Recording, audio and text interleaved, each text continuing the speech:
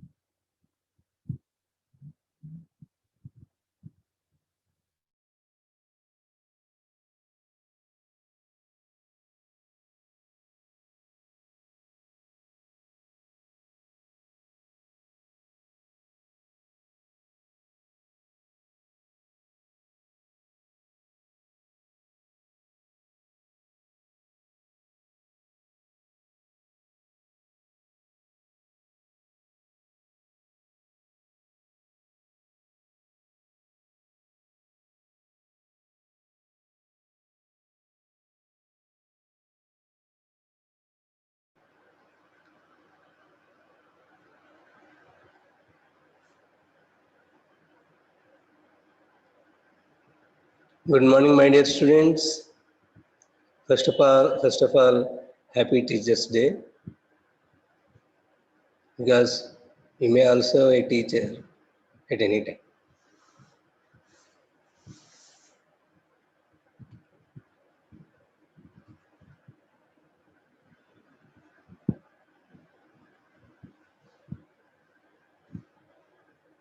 So in the last class, we are discussing about the elimination methods of chromatic aberration. You all know chromatic aberration is the defect created in the image because of the multicoloredness of the light ray that is incident on the convex lens or concave lens or whatever the lens may be.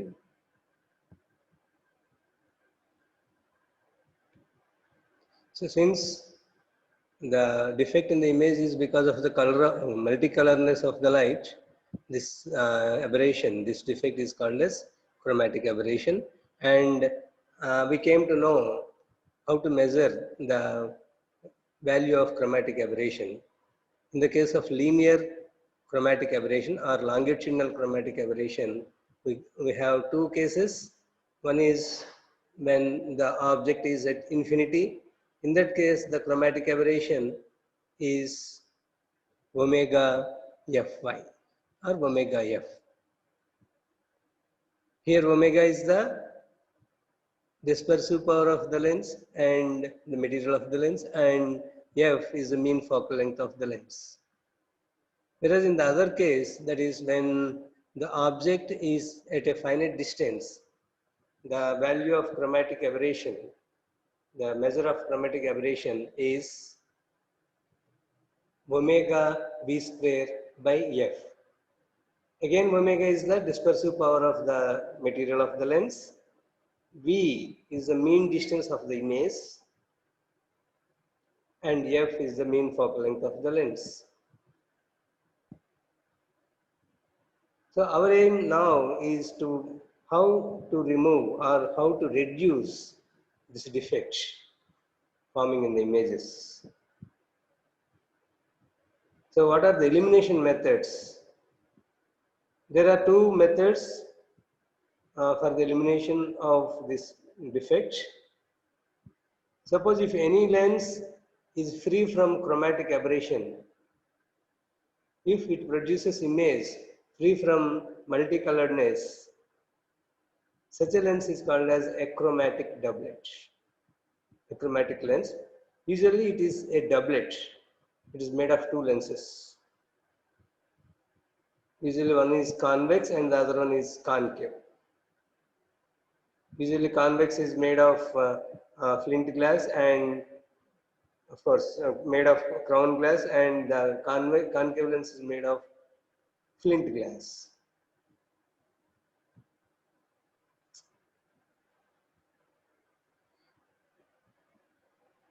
So to make the image free from the defects in the multicoloredness,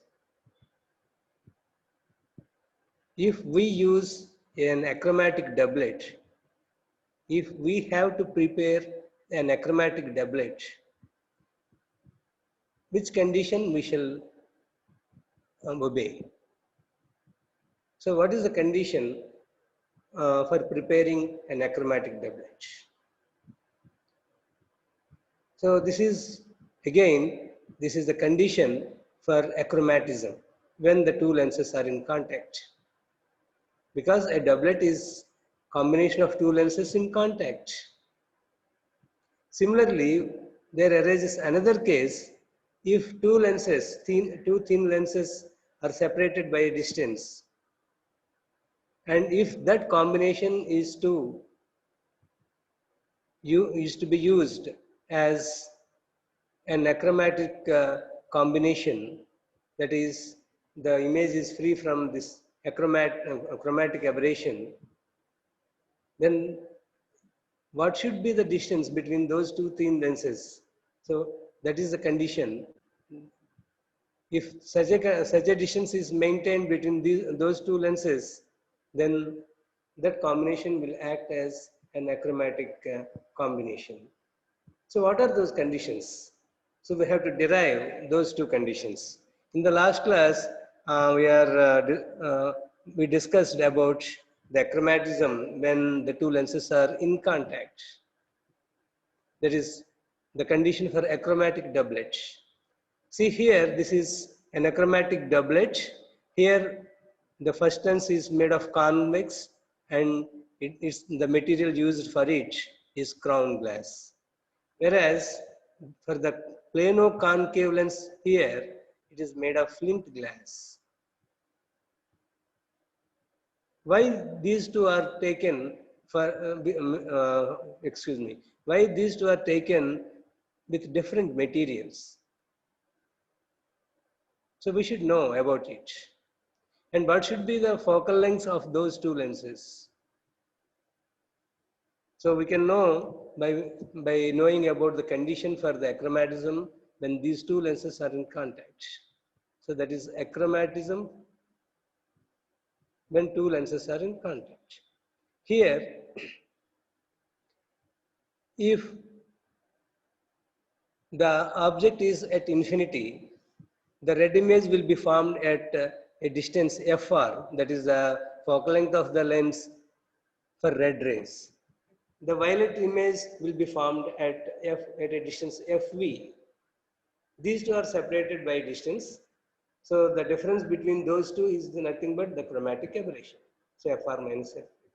So for any combination to be act as achromatic doublet, the difference in these two distances must become zero. Then such a combination will act as an achromatic doublet. So for example, we took two lenses of focal lengths f1 and f2, and those two are made in contact, usually by means of Canada balsam, which is a transparent material. Then the combined are the resultant lens will have another focal length. Let us say it as capital F. Since the two lenses of focal lengths f1 and f2 are joined, then uh, we can have a relation between those three, that is 1 by f is equal to 1 by f1 plus 1 by f2. So by differentiating, we get minus df by f square is equal to minus df1 by f1 square minus df2 by f2 square. Here, df1 is the chromatic aberration produced in the formation of images. That means the difference between the distances of the red and violet images.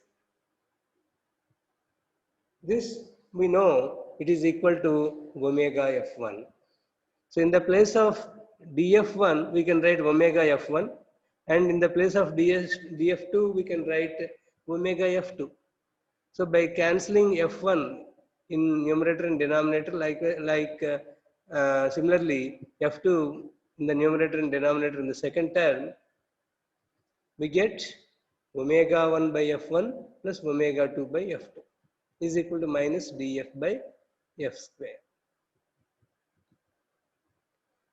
So if the chromatic aberration is to be eliminated or minimized, then df must be equal to 0.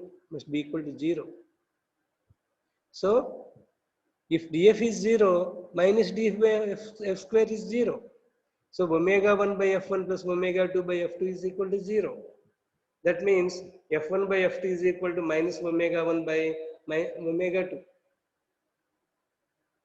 So f1 and f2 are the focal lengths of the two lenses that are to be in contact, that are to be made in contact, and omega 1 and omega 2 are the dispersive powers of the two lenses that are in contact. So here, if we fulfill this condition, that is the ratio of the focal lengths of the two lenses that are to be made in contact is equal to the ratio of the dispersive powers of the two lenses in contact. Again, here negative sign is appeared. This negative sign indicates that one lens is convex and the other one must be a concave. That's why in the achromatic doublet, one is convex and the other one is concave. Since that dispersive powers are different, this one is omega 1 and for this one is omega 2, these two are made of different materials. And their focal lengths are taken such that the ratio of the focal lengths is equal to the ratio of the dispersive powers. So this is the condition when the two lenses are in contact, and this is the condition for achromatism. Okay. Suppose if the two materials are made of the same, if the two lenses are made of the same material, that means omega 1 is equal to omega 2 is equal to say omega, then f1 by f2 becomes minus 1, that means f1 is equal to minus f2. So if the two lenses are taken of the same material and with the same focal lengths, then one should be a convex and the other one should be a plano concave. Okay. So let us proceed to the another condition, that is when the two thin lenses are separated by a distance. What should be the distance? That is the condition we have to arrive. We have to arrive the condition for the distance to be maintained between the two thin lenses of focal lengths, say f1 and f2, so that the combination acts as an achromatic combination. Again, for achromatism, fr minus fv is equal to 0. So if f is here, the small f is the focal length of the combination. Let us say the two lenses are separated by a distance x, and these two are arranged so that those two are coaxially. See here, the centers of the two lenses are along the same line. So that means these two lenses are maintained coaxially. And these two are separated by distance x. Then our interest is to know what should be the value of x. So now, if two lenses of focal lengths of f1 and f2 are separated by distance x, then the effective focal length of the combination f is given by the relation 1 by f is equal to 1 by f1 plus 1 by f2 minus x by f1 f2. So let us differentiate this equation, then we get like this. And here minus df1 by f1 square minus df2 by f2 square. All these are, this is omega 1 by f1 and this is omega 2 by f2. You all know about them. And again this df1 by df1 by f1 square is omega 1 by f1.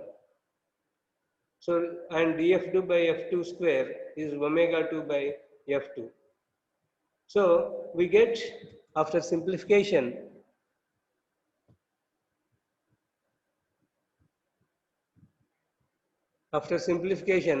we get minus df by f square is equal to minus df by f1 square minus df, of course, again this is omega 1 by f1, it is written here, omega 1 by f1 plus omega 2 by f2, this minus after, because for achromatism df is 0 and minus df by f square is 0. So, by simplifying, we get x is equal to omega 1 f2 plus omega 2 f1 by omega 1 plus omega 2. If the two lenses are made of the same material, omega 1 and omega 2 are same, then omega 1 is equal to omega 2 is equal to omega. Then, if we submit in the place of omega 1 and omega 2 as omega, we get x is equal to f1 plus f2 by 2. What is this f1 plus f2 by 2? See here, these two are the focal lengths of the two lenses, and f1 plus f2 by 2 is the average of the two focal lengths. So, if the distance between the two lenses is maintained such that the distance is the average of the two focal lengths of the two lenses and they are made coaxially and they are arranged coaxially, then that combination forms the image free from chromatic aberration. So, this is the condition when the two thin lenses are separated by a distance. So, in this way, we find achromatism in the case of the combination of the lenses when are in contact and the combination of lenses when are separated by distance. Now, if Telugu medium students are there, I have to switch over to Telugu. I don't think we'll get much time because today the internet problem crept in. That's why it took very late for us to join the meet. So ఇప్పుడు నేను తెలుగులో కాస్త బ్రీఫ్గా ఫాస్ట్గా చెప్తాను. Already Telugu medium students నేను English మీడియంలో చెప్పినప్పుడు మీరు వినే ఉంటారు. సో నేను చెప్పేది కొద్దిగా జాగ్రత్తగా వింటే మీకు కూడా అర్థమవుతుంది. చూడండి, ఇక్కడ వర్ణ విపదనం నివారించబడడానికి రెండు రకాల షరతులు ఉన్నాయి. ఒకటి, రెండు రెండు కటకాలు ఒకదానితో ఒకటి తాగుతూ ఉన్నప్పుడు. రెండవది రెండు కటకాలు కొంత దూరంలో వేరుపరిచి ఉన్నప్పుడు, అవి కూడా సహాక్షముగా. సో మొదటిది రెండు కటకాలు ఒకదానితో ఒకటి తాగుతున్నప్పుడు వర్ణ విపథనం నివారించబడడానికి షరతు ఏమిటి? మనం రెండు కటకాలు తీసుకున్నాము, అవి వాటి ఫోకల్ లెంగ్స్ నాభ్యంతరాలు F1 F2, ఆ రెండింటిని సహాక్షంగా ఒకదానితో ఒకటి తాకించి ఉంచాం. అప్పుడు ఒక ఫలిత కటకం ఏర్పడుతుంది. ఆ ఫలిత కటకం యొక్క నాభ్యంతరం క్యాపిటల్ F అనుకుంటే వాటి మధ్య సంబంధం ఎలా ఉంటుందంటే 1/f = 1/fn + 1/f2. సో దీన్ని అవకలనం చేసాము. సో అవకలనం చేసిన తర్వాత df 0 అయితే, అంటే ఫలిత కటకం యొక్క నాభ్యంతరంలోని మార్పు శూన్యమైతే, అంటే ఫలిత కటకం యొక్క నాభ్యంతరం స్థిరంగా ఉంటే అప్పుడు ఆ సంయోగము వర్ణ విపథనాన్ని నివారించగలుగుతారు. అందువల్ల df 0 అయితే మనకి ఇక్కడ df1/f1² ఉంది, దాని ప్లేస్లో మనకి ఏమవుతుందంటే ω1/f1 వస్తుంది విత్ నెగిటివ్ సైన్. అలాగే -df2/f2² ఏమవుతుందంటే +ω2/f2 అవుతుంది. ఇది మనం ఆల్రెడీ వర్ణ విపథనం యొక్క కొలతకి సమీకరణాలు రాబట్టాము, దాని ద్వారా తెలుసుకున్నాం. సో ఆ విలువలు ప్రతిక్షేపించాము. సింప్లిఫై చేస్తే మనకు వచ్చింది ఏమిటంటే రెండు నాభ్యంతరాల నిష్పత్తి రెండింటి యొక్క విక్షేపణ సామర్థ్యాల నిష్పత్తికి సమానంగా ఉంటూ రుణాత్మకంగా ఉంటుంది. ఇక్కడ రుణాత్మక అంటే రుణ గుర్తు దేని సూచిస్తుందంటే, ఒక కటకం కుంభాకారం అయితే రెండవ కటకం ఖచ్చితంగా పుటాకార కటకం అవ్వాలి. ఎందుకంటే పుటాకార కటకం యొక్క నాభ్యంతరం రుణాత్మకం.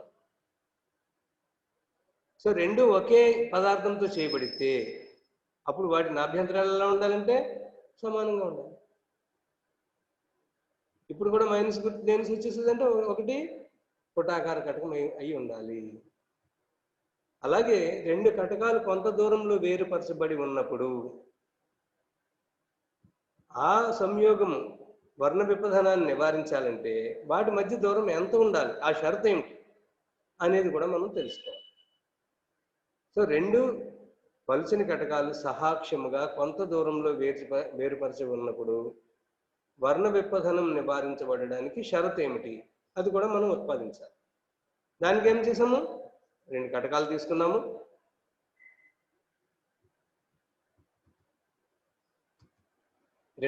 తీసుకున్నాము, వాటిని అభ్యంతరాలు F1 F2, వాటిని x దూరంలో వేరుపరిచి ఉంచాం.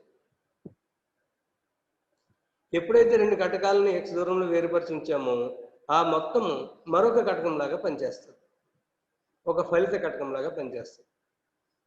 ఆ ఫలిత కటకం యొక్క నాభ్యంతరం F అన్నాం.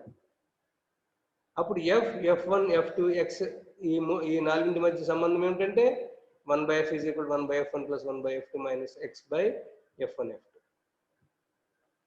అంటే ఇది ఉపాక్షీయ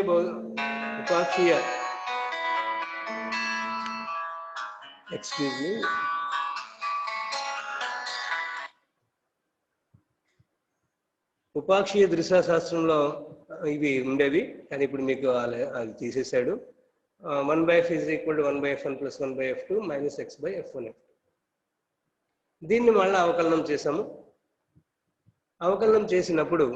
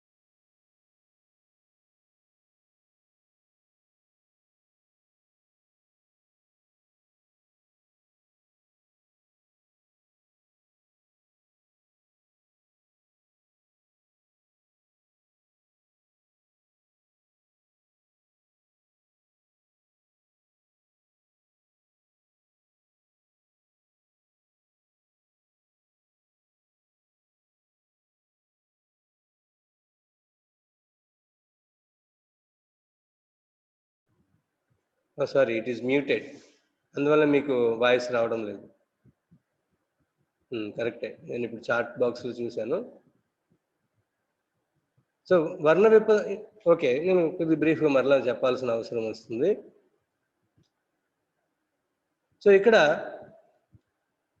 df1/f1 ప్లేస్లో ఏం రాసామంటే ω1 రాయడం ద్వారా మనం దీన్ని సింప్లిఫై చేసినప్పుడు ఏమైంది, ω1 x = ω1f2 plus ω2f1/ω1 plus ω2.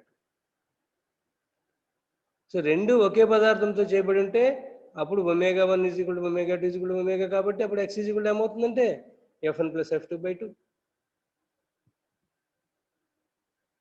అంటే రెండు కటకాల నాభ్యంతరాల సరాసరి దూరంలో రెండింటిని ఉంచితే ఆ సంయోగము వర్ణ విపథనాన్ని నివారిస్తుంది. ఇలాగా మనం వర్ణ విపథనం గురించి తెలుసుకుంటున్నాము. సో ఇక్కడ మనం తెలుసుకున్నది ఏమిటంటే వర్ణ విపథనం అంటే ఏమిటి, వర్ణ విపథనంలో ఉన్న రకాలు: ఒకటి రేఖీయ వర్ణ విపథనం లేదా అనుదైర్ఘ్య వర్ణ విపథనం, రెండవది పార్శ్వీయ వర్ణ విపథనం లేదా తిర్యక్ వర్ణ విపథనం. ఆ తర్వాత రేఖీయ వర్ణ విపథనం యొక్క కొలతకి సమీకరణాలు రెండు సందర్భాల్లో: ఒకటి వస్తువు కొంత దూరంలో నియమిత దూరంలో ఉన్నప్పుడు, రెండవది వస్తువు అనంత దూరంలో ఉన్నప్పుడు. ఆ తర్వాత వర్ణ విపథనం నివారించబడడానికి షరతులు: ఒకటి రెండు కటకాలు ఒకదానితో ఒకటి తాకుతూ ఉన్నప్పుడు, రెండవది రెండు కటకాలు కొంత దూరంలో వేరుపరిచి ఉన్నప్పుడు. సో ఇది వర్ణ విపథనం గురించి మీకు సిలబస్లో ఉన్న టాపిక్స్. దీని తర్వాత అసలు విపథనాల్లో ముఖ్యంగా రెండు రకాలు ఉన్నాయని అనుకున్నాం. ఒకటేమో వర్ణ విపథనం, రెండవది ఏకవర్ణ విపథనం, మోనోక్రోమాటిక్ అబరేషన్. ఏమిటి మోనోక్రోమాటిక్ అబరేషన్? ఏకవర్ణ విపథనం అంటే ఏమిటి? వర్ణ విపథనం రావడానికి కారణం ఏమిటంటే కాంతి తెల్లని కాంతి అవ్వడం, వివిధ రంగులు కలిగి ఉండడం. వస్తువు నుండి బయలుదేరిన కాంతి తెల్లని కాంతి అవ్వడం వల్ల అది కటకతలం మీద పడినప్పుడు వక్రీభవనంతో పాటు విక్షేపణం కూడా చెందడం వల్ల దీనివల్ల జరుగుతుంది ఏమిటంటే ప్రతిబింబం రంగులమయం అవుతుంది, వివిధ రంగులతో ఏర్పడుతుంది. అవి కూడా వేరు వేరు బిందువుల దగ్గర ఏర్పడుతున్నాయి. సో దాని గురించి మనం తెలుసుకున్నాం. ఇప్పుడు కాంతి కిరణం ఏకవర్ణం అయినా కూడా, ఒకటే తరంగదైర్ఘ్యం ఉన్నా కూడా ప్రతిబింబంలో దోషాలు కలుగుతున్నాయి. దానికి కారణం ఏమిటంటే ఈసారి కటకం తగినంత పరిమాణం, తగినంత మందం ఉండడం వల్ల. మనం చెప్పుకున్నాము, తగినంత పరిమాణం, మందము లేకపోతే ప్రతిబింబం యొక్క స్పష్టత, దాని యొక్క ప్రకాశత అన్నీ తగ్గిపోతాయి. అందువలన తగినంత పరిమాణం ఉన్న కటకము ఉండాలి.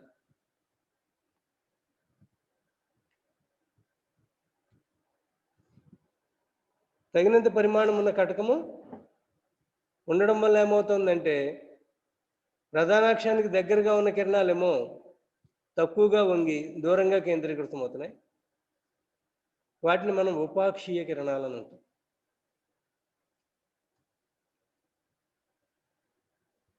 చూడండి,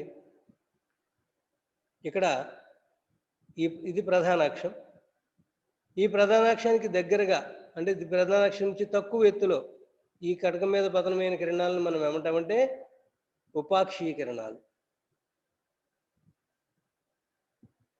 ఈ ప్రధానాక్షం నుంచి దూరంగా, అంటే ఎక్కువ ఎత్తులో పతనమవుతున్న కిరణాలని, వీటిని ఏమంటారంటే ఉపాంత కిరణాలు అంటారు. ఉపాంత కిరణాలు. సో ఈ ఉపాక్షీయ కిరణాలు తక్కువగా వంగుతాయి.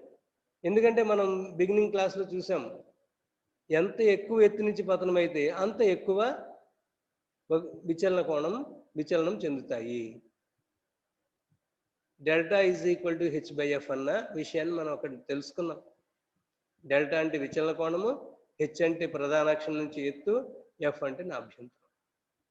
సో హెచ్ పెరిగే కొద్దీ డెల్టా కూడా పెరుగుతుంది. అందువలన విచలన కోణం ఈ కటక తలం మీద పడే ఎత్తుని బట్టి ఆధారపడుతుంది. సో ఇక్కడ ఉపాక్షీయ కిరణాలు అంటే ప్రధానాక్షానికి దగ్గరగా కటకతలం మీద పతనమైనవి దూరంగా కేంద్రీకృతమైనవి. ఉపాంత కిరణాలు అంటే కటకం నుంచి దూరంగా ఉన్నవి దగ్గరగా కేంద్రీకృతమయ్యాయి. సో ఉపాక్షీయ కిరణాల వల్ల ప్రతిబింబం ఇక్కడ ఏర్పడుతుంది, ఉపాంత కిరణాల వల్ల ప్రతిబింబం ఇక్కడ ఏర్పడుతుంది. ఈ మధ్యలో మిగిలిన కిరణాల వల్ల అంటే ఉపాక్షీయ ఉపాంత కిరణాల మధ్యలో ఉండే కిరణాల వల్ల ఈ బిందువుకి మధ్యలో మళ్ళా ప్రతిబింబాలు ఏర్పడతాయి. అంటే ఏమైంది, ఇప్పుడు ప్రతిబింబం ఒక బిందువు దగ్గర ఏర్పడకుండా అక్షం వెంబడి సాగదీయబడి ఏర్పడింది. దీనినే మనం ఏమంటామంటే ఏకవర్ణ విపసనంలో ఒక రకం. ఏకవర్ణ విపసనంలో ఐదు రకాల దోషాలు ఉన్నాయి. అవి ఏమిటంటే, ఒకటి గోళీయ విపసనం, రెండవది బిందు విస్తరణ, మూడవది యాస్టిగ్మాటిజం, కేంద్రకావరణం, మూడవది కేంద్రకావరణం, నాలుగవది డిస్టార్షన్, తిరగేసి ఇచ్చాడు అందువల్ల, అంతకన్నా ఏం కాదు. విరూపణము, ఇక్కడ స్క్రీన్ మీద ఉన్న ప్రకారం చెప్తున్నాను, అది విరూపణం. ఐదవది క్షేత్రీయ వక్రత. అంటే మనం ఏ ఆర్డర్లో చెప్తామంటే, మొదటిది గోళీయ విపసనం, రెండవది కేంద్రకావరణము, మూడవది బిందు విస్తరణ, నాలుగవది క్షేత్రీయ వికృతి, ఐదవది విరూపణం. మొదటి మూడు దోషాలు తీసుకుంటే, ఒకటి గోళీయ విపసనం, రెండవది బిందు విస్తరణ, మూడవది కేంద్రకావరణం. ఈ మూడింట్లోనూ కూడా మనం బిందు రూప వస్తువునే తీసుకుంటాం. వస్తువు చిన్న బిందువు లాంటిది. ఆ వస్తువు ప్రధానాక్షం మీద ఉంటే ఏర్పడేది గోళీయ విపసనం, ప్రధానాక్షం మీద కాకుండా ప్రధానాక్షానికి కొద్దిగా దగ్గరగా ఉంటే ఏర్పడేది కేంద్రకావరణం, ఇంగ్లీష్లో కోమా అంటాం.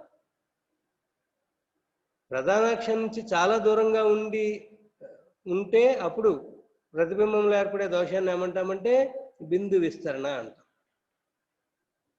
అలా కాకుండా బిందు రూప వస్తువులా కాకుండా ఒక రేఖీయ వస్తువు అయితే, ఆ రేఖీయ వస్తువు యొక్క ప్రతిబింబంలో ఏర్పడే దోషాన్ని మనం ఏమంటామంటే క్షేత్రీయ వక్రత.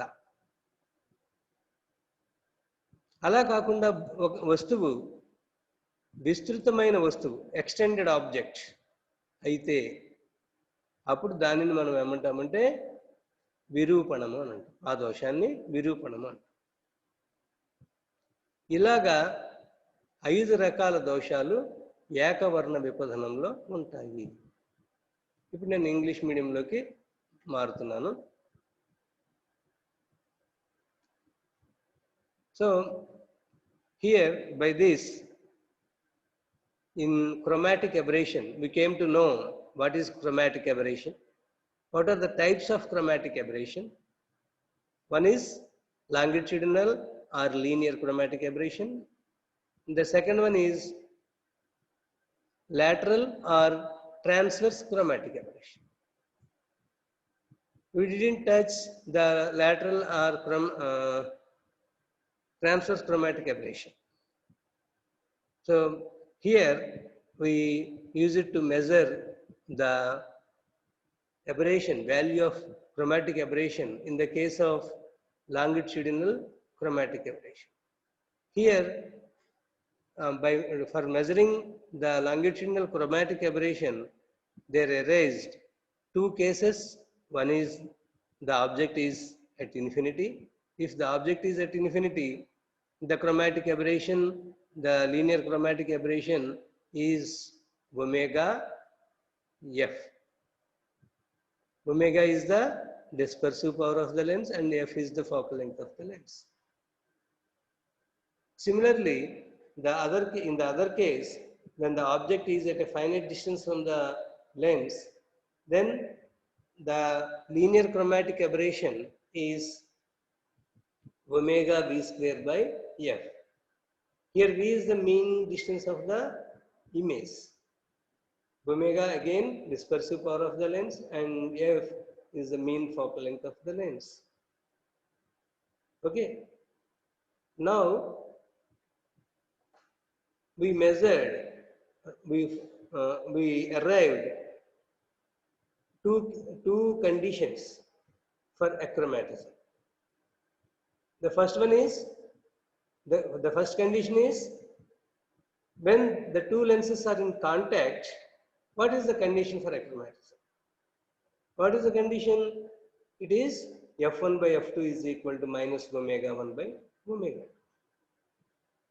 That means the ratio of the focal lengths is equal to the ratio of the dispersive powers of the lenses. Excuse me.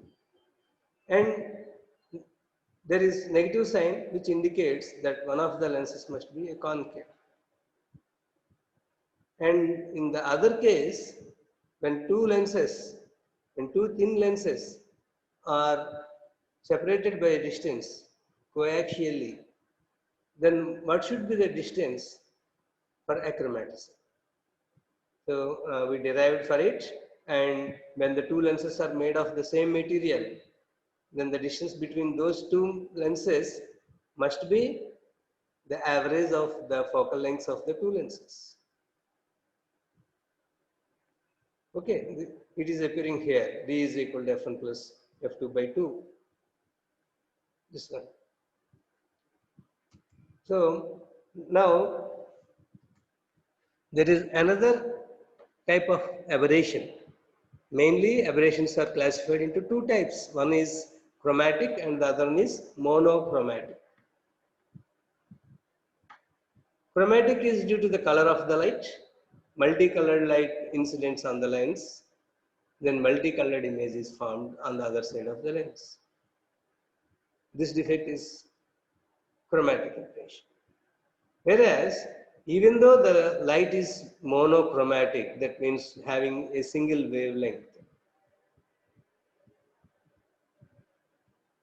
then also there will be defects in the images. It is because of the size of the lens. It is because of the thickness of the lens. If the size of the lens is considerable, if it is not lesser, then there will be defects in the images formed.